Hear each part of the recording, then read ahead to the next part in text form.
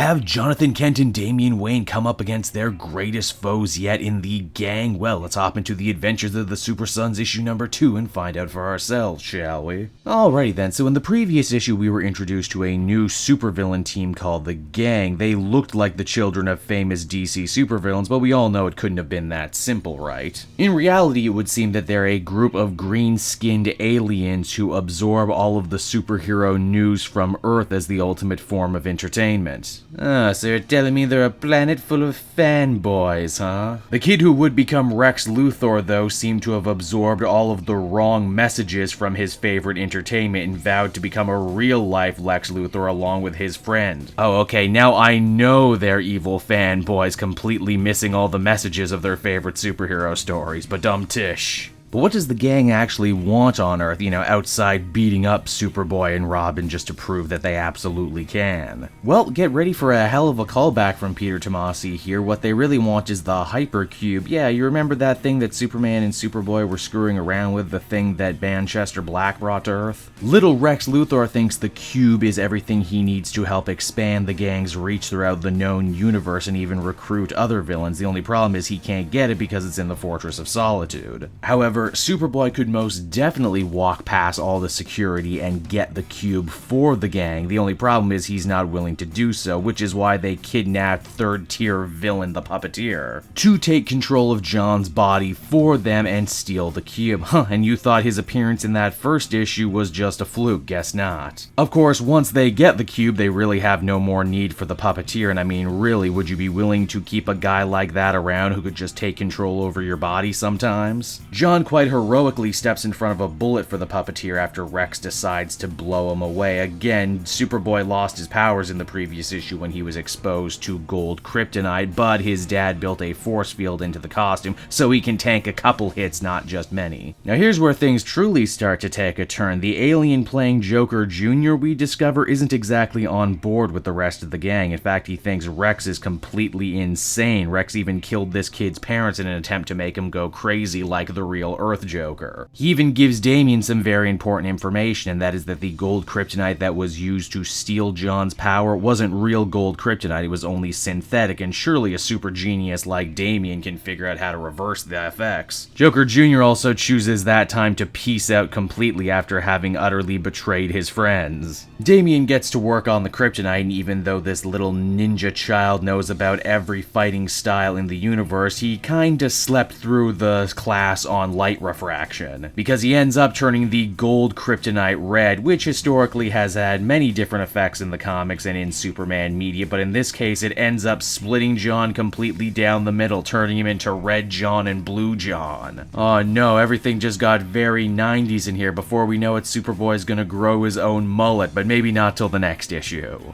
So, that was the Adventures of the Super Sons issue number 2, everybody, and once again, this series proves why I think Peter Tomasi has really cracked the code on writing these two young characters. It's funny, it's action-packed, there's a lot of great outside-the-box ideas, like the villains actually being shape-changing aliens, and if you've been reading all of Tomasi's Superman work, then there's a lot of nice connective tissue and continuity. It's so good, it actually bums me out that Damian isn't like this anymore in the main canon and John has been missing. Because when they're written right by someone who cares and has an actual story to tell, it doesn't feel like anything else in the world. It's something truly special and one of a kind, which is why I give this one a much deserved 8.5 out of 10. Hey there everyone, it's your old pal Cape Joel again, and I want to thank you so much for watching to the end of the video. I hope you enjoyed it, and if you did, why not check out some of these other videos I have available from the channel. And you can follow me on Twitter and Facebook at Cape Joel, so you're always up to speed on what I'm doing next. And hey, if you're feeling in a supporter mood, why not check out my Patreon link down in the description. Patrons get exclusive access to videos and content before anyone else, and you can do so